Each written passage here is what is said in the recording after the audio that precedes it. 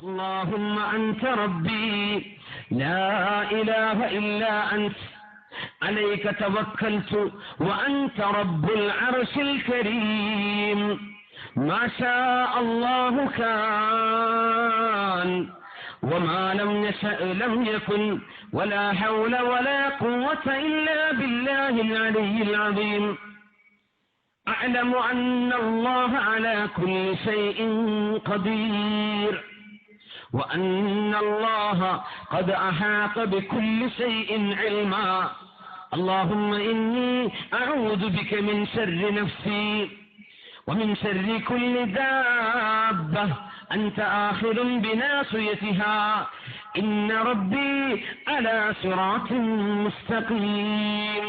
ഇത് നേരം പുലരുമ്പോ ഒരു മനുഷ്യൻ പറഞ്ഞാൽ തന്റെ കുട്ടി സ്കൂളിൽ പോയിട്ടുണ്ട്, ആ കുട്ടി പോയ സ്കൂൾ ബസ് ആക്സിഡന്റ് ആയിട്ടുണ്ട് എന്ന് പറഞ്ഞാൽ ഒരു ഉമ്മാക്ക് തീർത്തു പറയാൻ പറ്റും, എന്റെ കുട്ടി ഇത് ചൊല്ലിപ്പോയ കുട്ടിയാണ്, എന്റെ കുട്ടിക്കൊന്നും പറ്റിയില്ല എന്ന് തീർത്തു പറയാൻ പറ്റും. തന്റെ മക്കളോ താനോ ആരെങ്കിലും ഈ ദിക്ർ നിബിധങ്ങൾ പറഞ്ഞ പോലെ കൽബിലേക്ക് എടുത്തുകൊണ്ടുപോയാൽ ആ യഖീൻ നിബിധങ്ങൾ പറഞ്ഞതുപോലെ തന്നെ സംഭവിക്കൂ എന്ന് നിങ്ങളുടെ കൽബ് പറയുന്നുണ്ടെങ്കിൽ നിങ്ങൾക്ക് പറഞ്ഞേക്കാൻ പറ്റും, ഉറപ്പാണ് അപകടം എനിക്കോ എന്റെ കുടുംബത്തിനോ ആവില്ല.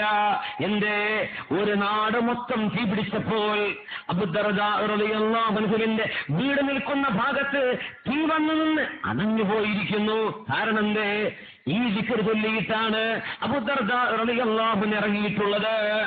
നിങ്ങൾ വീട്ടിൽ നിന്ന് ഇറങ്ങിപ്പോരുമ്പോ വാലിന് എല്ലാവരും പോകുമ്പോ വാലിന് പോകുന്ന വീടുകളിൽ നിന്ന് കൊള്ളയടിക്കുന്ന കള്ളന്മാര് കാണും. പോയ ചാൻസിൽ ആരുമില്ലല്ലോ, പയ്യം വരുമ്പോ മൊത്തം പോകുന്നെന്ന് വിചാരിക്കാം. കള്ളന്മാര് ആവേശത്തിൽ ഇങ്ങനെ കട്ടൻ ചായ ഉണ്ടാക്കി കുടിച്ച് തിരയുണ്ടാവും അല്ലേ?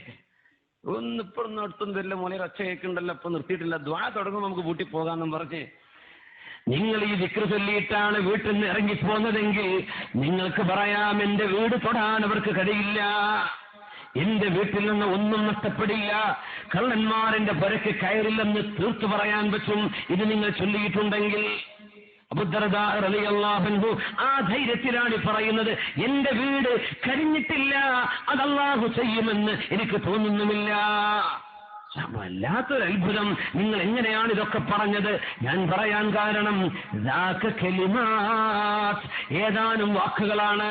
എന്റെ റസൂൽ അത് പഠിപ്പിച്ചു, ഞാനത് ചൊല്ലിയിട്ടുണ്ട്. ഖബറിൽ പോയി കിടക്കുമ്പോ എന്റെ ഉമ്മാക്ക് ഖബറിൽ അദാബില്ലെന്ന് ഞാൻ ആശ്വസിക്കട്ടെ. ഖബറിന്റെ അദാബ് ബർസഖിന്റെ ലോകമാണ്, നമുക്കറിയില്ല അവിടുത്തെ യഥാർത്ഥ സ്ഥിതി എന്താണെന്ന്. വലാ നുസക്കി അലല്ലാഹി അഹദാ. പക്ഷേ എന്നും തബാറക സൂറത്ത് ഓതുന്ന ആളുകൾക്ക് ഖബറിൽ അദാബ് ഉണ്ടാവുകയില്ലെന്ന് റസൂലുള്ളാഹി സ്വല്ലല്ലാഹു